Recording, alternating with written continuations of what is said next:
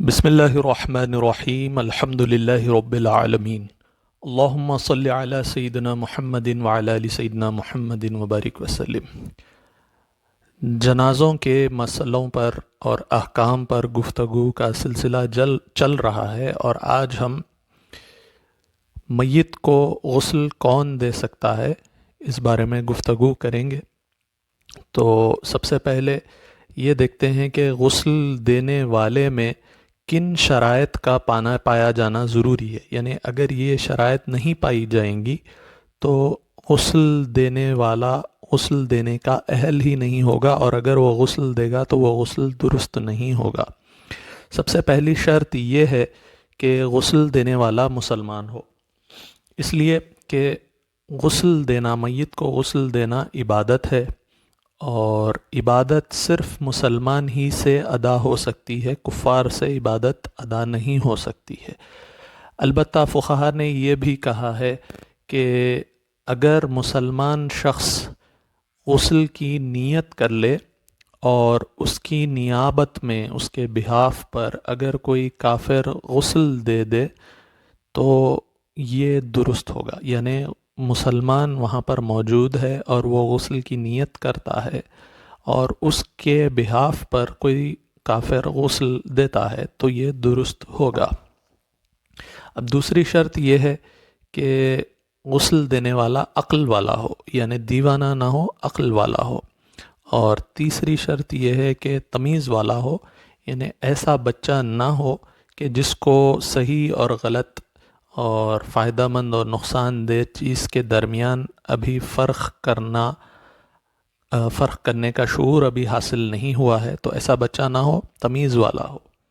اور اگلی شرط یہ ہے کہ نہلانے کے لائق ہو غسل دینے والا، اس میں یہ صلاحیت پائی جائے کہ وہ غسل دے سکتا ہے۔ اب چونکہ غسل دینے کے شرائط یہاں پر بیان ہو ہی رہے ہیں تو میں ایک دو شرطیں اور بھی یہاں پر بیان کر دیتا ہوں کہ غسل کے لیے طہور پانی ہونا بھی ضروری ہے۔ طہور پانی وہ پانی ہوتا ہے کہ جس میں یہ صلاحیت پائی جاتی ہے کہ وہ خود بھی پاک ہے اور دوسروں کو بھی پاک کر سکتا ہے۔ طہور پانی کے بارے میں تفصیلی گفتگو اس چینل کے ویڈیوز میں گزر چکی ہے، آپ حضرات وہ ملاحظہ فرمائیں، پرانے ویڈیوز ہیں۔ اور ایک اور شرط یہ ہے کہ نیت بھی ہونی چاہیے، یعنی غسل دینے کی نیت بھی کرنا، یہ بھی شرط ہے۔ اب یہاں تک تو شرائط رہے غسل کے۔ اب اس کے بعد یہ بتلا رہے ہیں کہ اولا بالغسل کون ہوگا، یعنی پریفر کس کو کیا جائے گا۔ پچھلی وہ صفات تھیں کہ ان کے اگر وہ صفات موجود نہ ہوں، یعنی وہ شرائط اگر موجود نہ ہو تو غسل ہی درست نہیں ہوگا، لیکن یہاں پر یہ بتلا رہے ہیں کہ پریفرنس ہم کس کو دیں گے۔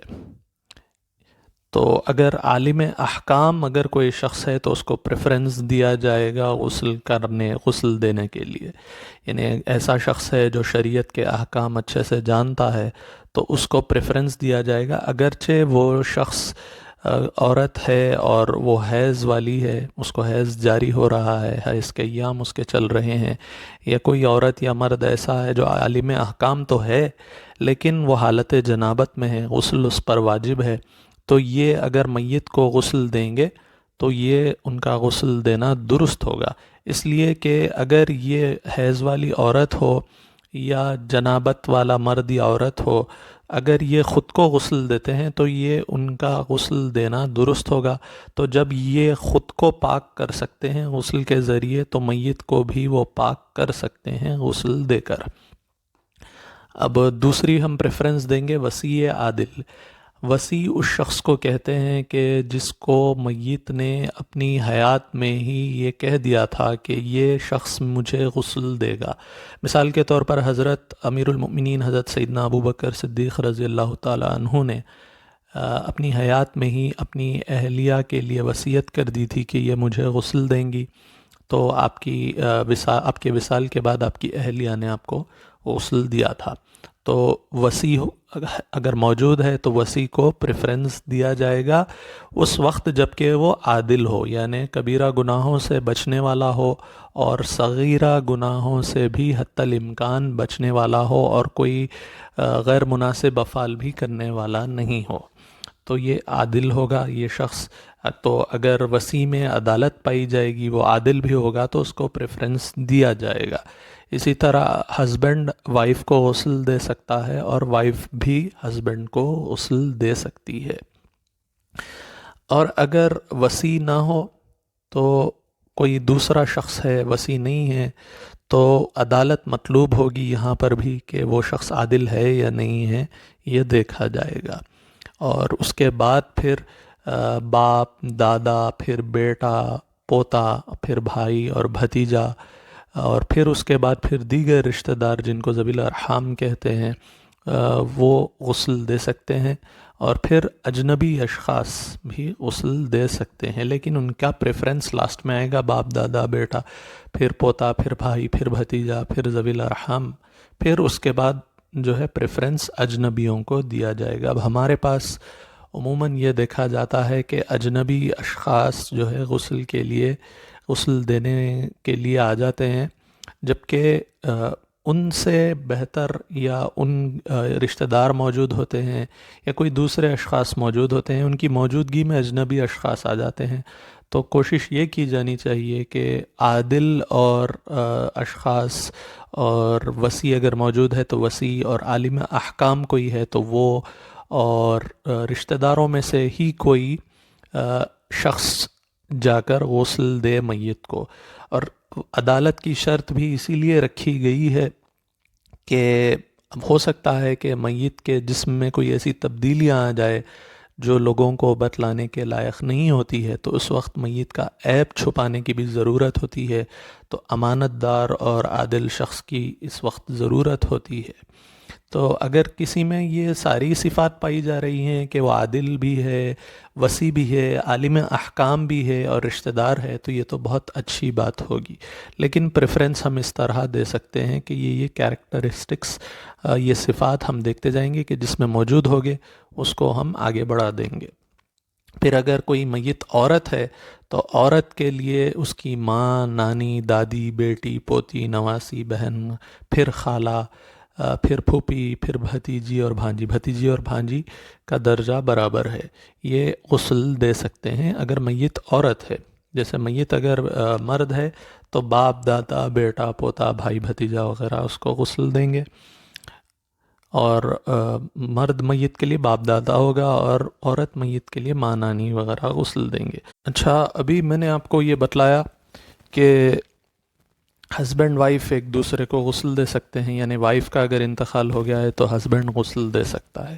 لیکن ایک بات یہ یاد رکھنے کی ہے کہ اگر کسی کے بیوی کا ہسبینڈ کا انتقال ہوا ہے مثال کے طور پر، تو بیوی کی جگہ کوئی اجنبی مرد ہوگا تو اس کو زیادہ پریفرنس دیا جائے گا. بیوی کی جگہ کوئی دوسرے شخص کو زیادہ، جو اگر مرد ہے تو مرد کو ہی پریفرنس دیں گے، اور اگر عورت کا انتقال ہوا ہے تو شوہر کی جگہ وہ کوئی اجنبی عورت کو زیادہ پریفرنس حاصل ہوگا اس کو غسل دینے کے لیے.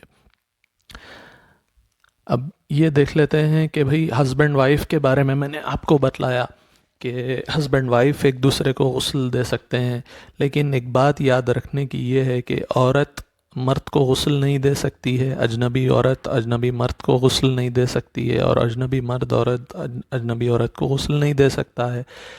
اسی طرح اگرچہ رشتہ دار ہی کیوں نہ ہوں یا محرم ہی کیوں نہ ہوں، وہ ایک دوسرے کو مرد عورت غسل نہیں دے سکتے ہیں. اور رہا ایک اور بات یہاں پر یہ بھی ہے کہ 7 سال سے کم عمر کا اگر میت ہے، چاہے وہ لڑکا ہو یا لڑکی ہو، تو اس کو غسل مرد عورت دونوں میں سے کوئی بھی دے سکتے ہیں. اب چونکہ مرد عورت وائف کی بات بھی چل رہی ہے، تو مان لئیے اگر کسی کے ہسبینڈ کا انتقال ہو گیا ہے اور وائف موجود ہے، لیکن وائف سے ابھی اس نے سیکشول انٹرکورس نہیں کیا ہے، اس سے دخول نہیں ہوا ہے، تو ایسی بیوی میں اہلیت پائی جاتی ہے کہ وہ اس کو غسل دے سکتی ہے. اسی طرح اگر وائف ہے اور وائف کو اس نے طلاق دے دیا تھا، ہسبینڈ کا انتقال ہوا ہے لیکن وائف کو اس نے طلاق رجعی دیا تھا، اور اب اس کی عدت بھی گزر گئی ہے وائف کی، اب اس کو دوسرا نکاح جائز ہو گیا ہے لیکن ابھی اس نے نکاح نہیں کیا ہے. تو اگر ایسی وائف موجود ہے اور وہ ہسبینڈ کو غسل دے سکتی ہے، اس میں اہلیت ہے۔ اور ایک اور بات یہ بھی ہے کہ اگر وائف نے دوسرا نکاح کر لیا ہے تو پھر وہ ہسبینڈ کو اپنے پہلے والے ہسبینڈ کو غسل نہیں دے سکتی ہے۔